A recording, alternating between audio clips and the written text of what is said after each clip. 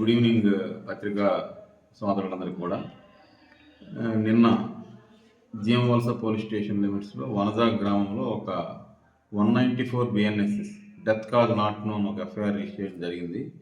మేనక మాధవరావు అన్న ఇచ్చిన కంప్లైంట్ మీద మేనక మధు, మేనక సత్యవతి, అలాగే మేనక మౌజేష్ ఇలా నలుగురు కూడాను, అలాగే మేనక అయేష, మొత్తం ఈ నలుగురు కూడా భోజనం చేసి రాత్రి 8:30 to 9 మధ్యలో పడుకున్నారు.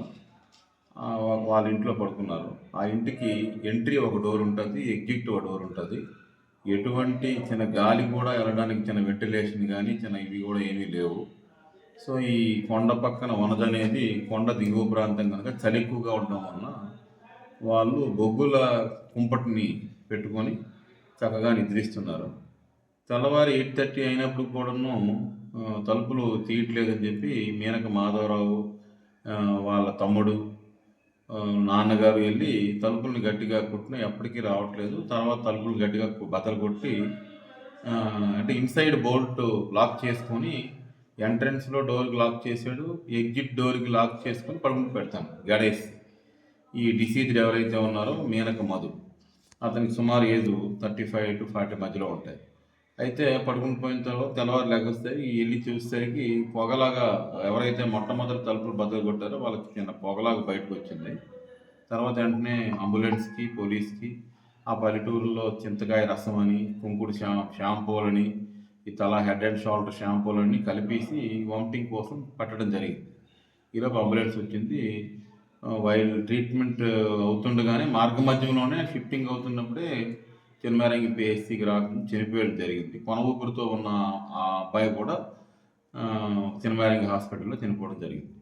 వెంటనే ఎస్ఐ గారు, జీఎంవలస ఎస్ఐ ప్రశాంత్ కుమార్ సీన్కి వెళ్ళారు. సీన్ని ప్రిజర్వ్ చేసి అక్కడ ఉన్నటువంటి నైట్ వాళ్ళు ఏమైనా ఫుడ్ పాయిజన్ ఉంటుందేమోనని వైట్ రైసు, మా ఎస్పీ గారు ఉత్తర్వుల ప్రకారం నైట్ తిన్న సాంబారు ఇవన్నీ కూడా ప్రిజర్వ్ చేసాము. అలాగే ఈ బొగ్గుల కుంపట్లో ఉన్నటువంటి కోల్ ఏదైతే బొగ్గులు ఉంటాయో అవి సీజ్ చేసాము. అలాగే ఈ కుంకుడు రసం ఇచ్చినప్పుడు కొంచెం వామిటింగ్ లాగా అయితే దాన్ని కూడా మనం ఎఫ్ఎస్ఎల్ టీం కూడా వచ్చింది, క్లూస్ టీమ్స్ వచ్చాయి, వాళ్ళు కూడా అవన్నీ సీజ్ చేయడం జరిగింది. వెంటనే ఇది ముగ్గురు ఒకేసారి డెత్ అవ్వడం సెన్సేషనల్ అవడంతో మా పాలకొండ డిఎస్పీ గారు వెంటనే జిల్లా ఎస్పీ గారు అనేటువంటి శ్రీ మాధవరెడ్డి ఐపీఎస్ గారు కూడా సీన్ విజిట్ చేయడం జరిగింది. విజిట్ చేసి మాకు ఇందులో ఎగ్జాక్ట్ కాజ్ ఆఫ్ డెత్ అనేది ఎలా తెలుసుకోవాలని చెప్పి మాకు ఆదేశాలు ఇవ్వడం జరిగింది. వెంటనే సాయంత్రం ఏరియా హాస్పిటల్ పార్వతీపురం నుంచి రాజకుమారి మేడం గారు ఫోరెన్సిక్ ప్రొఫెసర్ ఆధ్వర్యంలో పిఎం కండక్ట్ చేయడం జరిగింది. ఆ పిఎంలో ఏదైతే లంగ్స్కి బాగా నల్లగా పట్టించిన పొగలాగా పట్టించినటువంటి లంగ్స్ని కూడా ప్రిజర్వ్ చేశాము.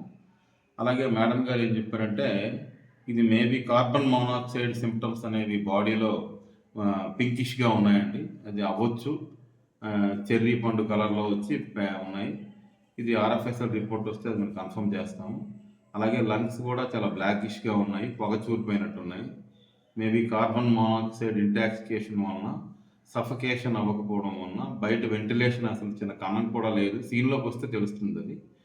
సో మేబీ ఈ రీజనే కాకుండా మా ఎస్పీ గారు ఫుడ్ పాయిజనింగ్ అయితే ఆ రీజను ఇంకేమైనా, అలాగే ఆ ఇంటికి 360 డిగ్రీ యాంగిల్లో దాదాపుగా 100 మీటర్ల నుంచి 200 మీటర్ల పరిధిలో మొత్తం ఏమైనా పెస్టిసైడ్స్ వాడారని కూడా చూసాము, ఏమీ లేవు.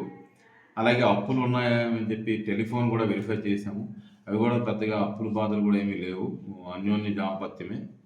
అలాగే అనేక రకాల ఎనిమిటీ ఏమైనా ఉందో కూడా చూసాము, అది కూడా లేదు. ఒక్కొక్కటి రూల్ అవుట్ చేసాము. ఆర్ఎఫ్ఎస్ఎల్ రిపోర్టు పెండింగ్ వస్తే ఇంకా కన్క్లూడ్ అయిపోయి ఈ కేసును నమోదు చేయడం జరిగింది. అనేక రకాల కోణాల నుంచి కూడా ఇది దర్యాప్తు జరుగుతూ ఉంది. ఆర్ఎఫ్ఎస్ఎల్ రిపోర్ట్ కోసం వెయిటింగ్. ప్రిలిమినరీ పిఎంసీ అయితే అయిపోయింది.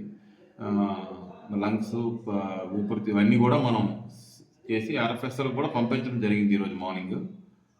థ్యాంక్ యూ, నమస్కారం.